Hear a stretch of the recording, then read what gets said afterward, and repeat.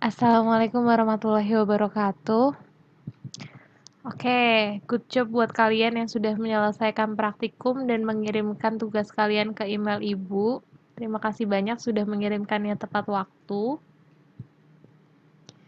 Sekarang Ibu akan menjelaskan sedikit dari praktikum kalian. Tadi Ibu sudah membaca hasilnya. Oke, kita bahas bersama ya. Bagaimana perubahan pH masing-masing minuman bersoda pada saat penambahan asam, basa, dan air? Tadi sudah benar.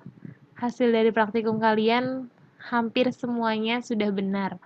Jadi, walaupun minuman bersoda itu ditambahkan sedikit asam, basa, dan air, perubahan pH-nya itu relatif sedikit berubah atau pH-nya tidak jauh berubah. Seperti itu ya. Jadi, ternyata minuman bersoda ini bisa mempertahankan harga pH gitu.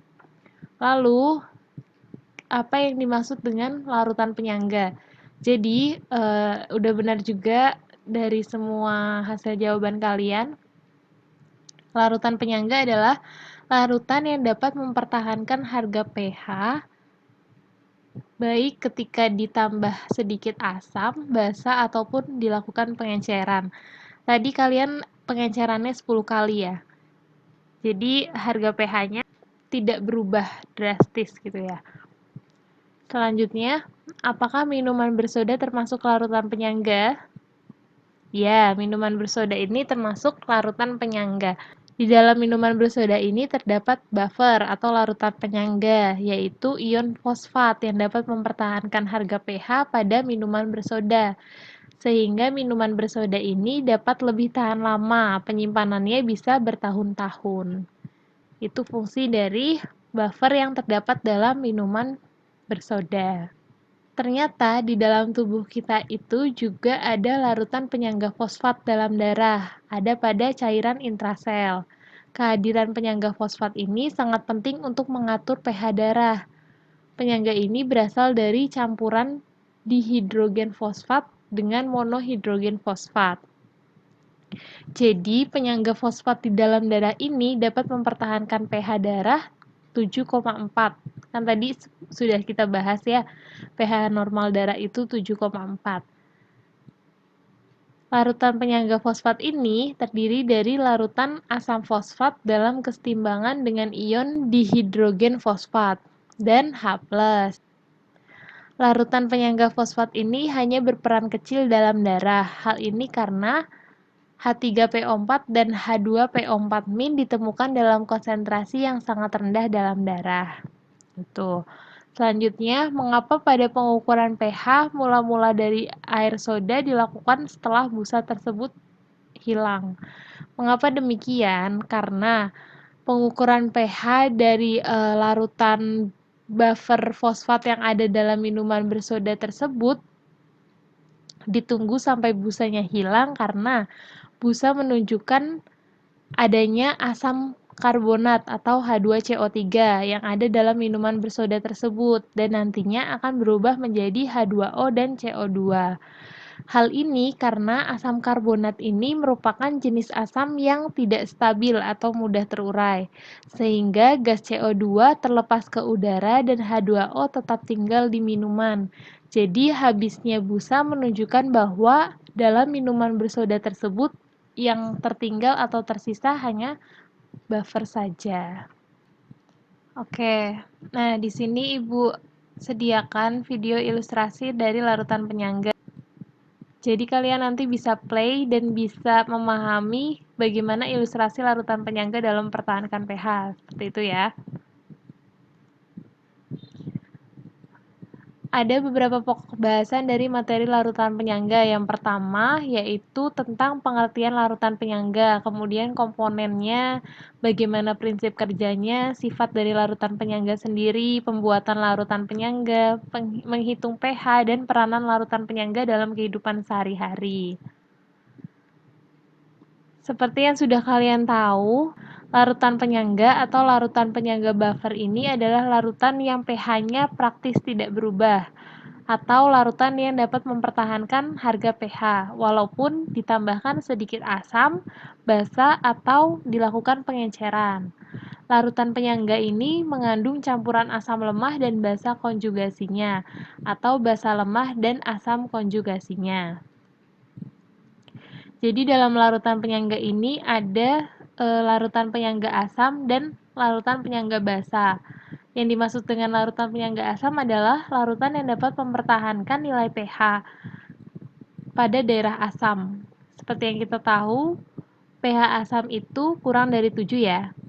Selanjutnya, larutan penyangga asam ini merupakan campuran dari asam lemah dan basa konjugasinya atau garamnya. Seperti yang kita sudah pelajari pada asam basa Bronsted Lowry, kan ada asam basa konjugasi gitu, masih ingat ya? Ini contohnya CH3COH atau asam asetat, asam cuka. Ini termasuk asam lemah, direaksikan dengan NaOH yang tergolong basa. Selanjutnya menghasilkan CH3CONA atau basa konjugasi dan H2O, air. Larutan buffer ini merupakan campuran dari asam lemah dan basa konjugasi atau garamnya. Begitu juga dengan larutan penyangga basa. Kalau tadi larutan penyangga asam mempertahankan harga pH di kurang dari 7, maka larutan penyangga basa mempertahankan harga pH yang lebih dari 7. Larutan penyangga basa adalah campuran basa lemah dengan asam konjugasinya dibalik ya. Contohnya di sini adalah NH4OH atau amonium hidroksida dengan HCl, hidrogen klorida, menghasilkan NH4Cl atau amonium klorida plus air. Di sini basa, asam, dan asam konjugasi. Inilah yang disebut larutan penyangga, basa dan asam konjugasinya. Larutan buffer ini merupakan campuran dari asam lemah dan basa konjugasi. Oke, setelah ini Ibu akan memberikan kalian tugas. Kalian bisa mendownload aplikasi Hypercam yang sudah Ibu sediakan di Google Classroom. Selanjutnya, Ibu berikan contoh untuk mengerjakan tugas. Jadi, di sini kan kalian sudah mengetahui tentang komponen dari larutan penyangga. Ada larutan penyangga asam dan larutan penyangga basa. Jadi, silahkan melalui Hypercam ini, kalian menggambarkan struktur dari larutan penyangga asam ataupun larutan penyangga basa. Di sini nanti akan Ibu beri contoh, setelah kalian menggambar strukturnya, kalian hitung energi optimasinya, seperti itu ya. Di sini Ibu perkenalkan dulu aplikasi dari Hypercam. Jadi Hypercam ini merupakan salah satu aplikasi kimia yang dimanfaatkan untuk menggambar struktur dari senyawa tertentu. Dalam aplikasi ini terdapat tools dasar dalam molekul modeling atau software ini dapat digunakan untuk menggambar struktur kimia, optimasi geometri dengan berbagai macam model, studi molekuler, dinamik dasar, dan studi QFAR, dan lain-lain gitu ya. Aplikasi ini merupakan suatu program simulasi dan pemodelan molekuler yang memungkinkan perhitungan kimiawi yang kompleks. Jadi aplikasi ini relatif mudah untuk digunakan karena sifatnya langsung bisa menunjukkan tampilan apa yang hendak kita buat.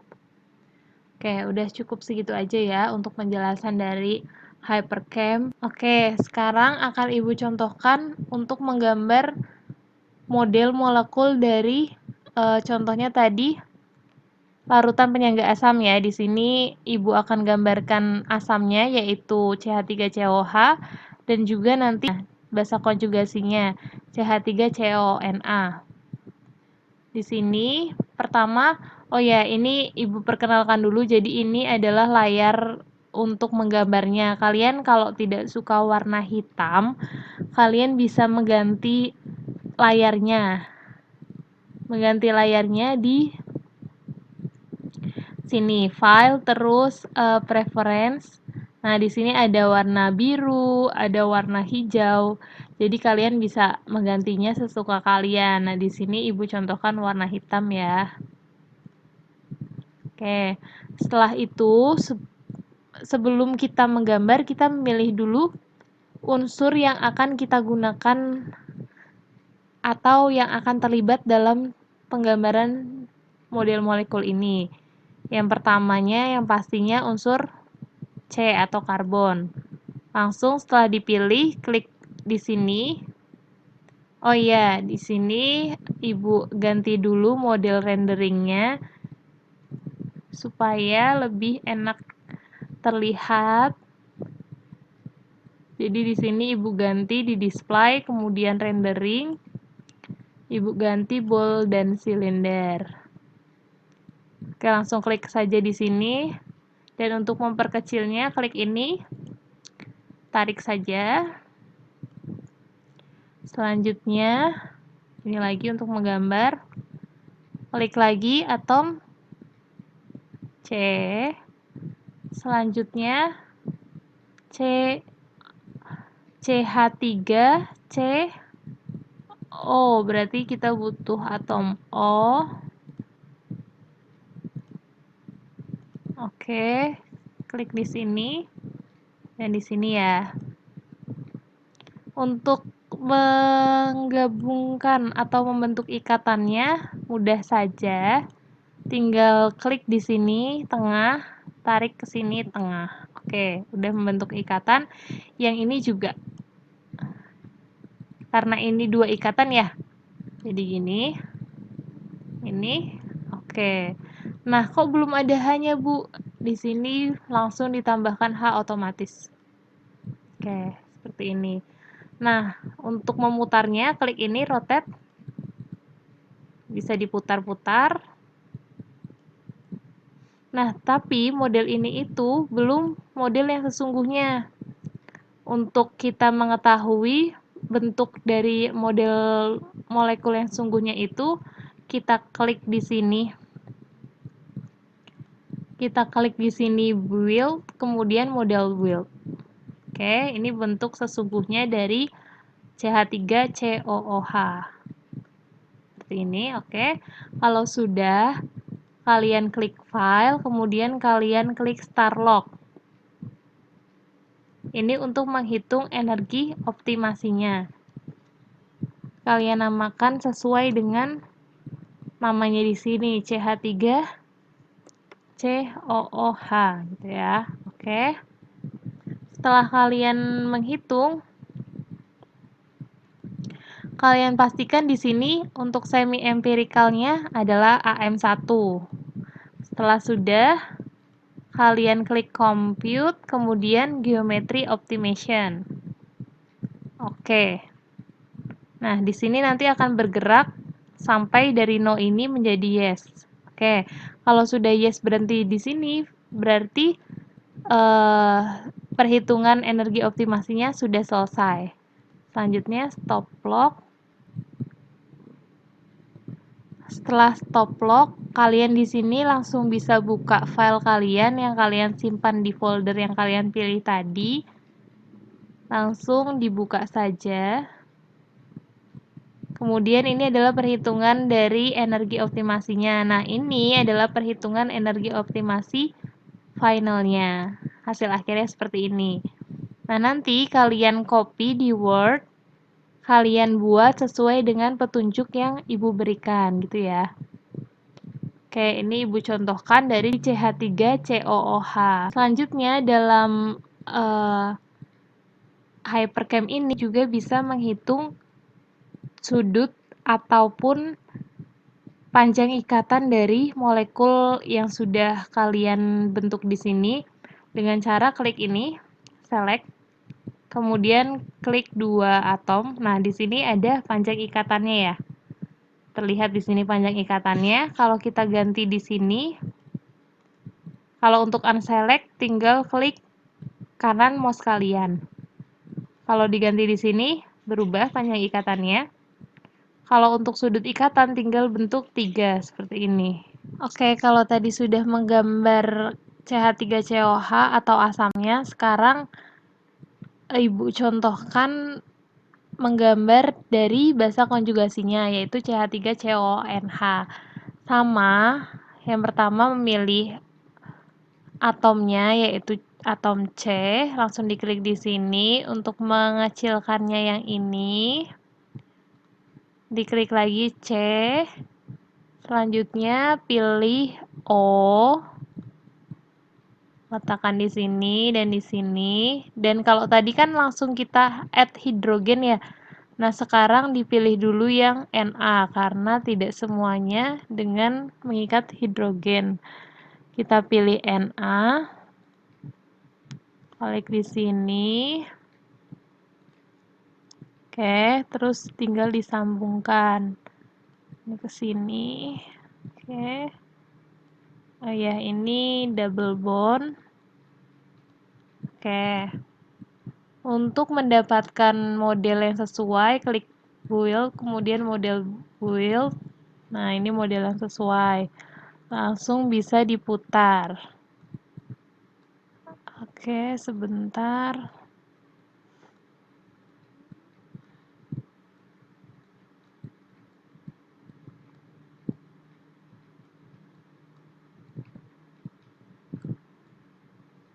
Oh iya, ini lupa belum ditambahkan hidrogennya, jadi add hidrogen dulu. Lalu model build lagi. Oke.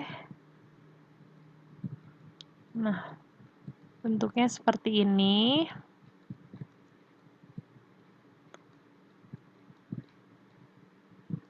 Selanjutnya, file Starlog CH3COONA ya. Oke, pastikan di sini semi empirikalnya AM1. Kemudian compute geometry optimization. Oke. Tunggu di sini sampai di bawah ini sampai yes. Ini masih no, masih menghitung energi optimasinya. Oke, sudah yes. Kalau sudah yes, langsung stop log. Cari filenya di sini. Ini perhitungannya, dan nanti yang kalian copy adalah energi hasil finalnya. Oke. Selanjutnya di sini sama, untuk menghitung sudut atau panjang ikatannya tinggal diklik ini. Untuk sudutnya seperti ini, dan untuk unselect-nya tinggal klik kanan.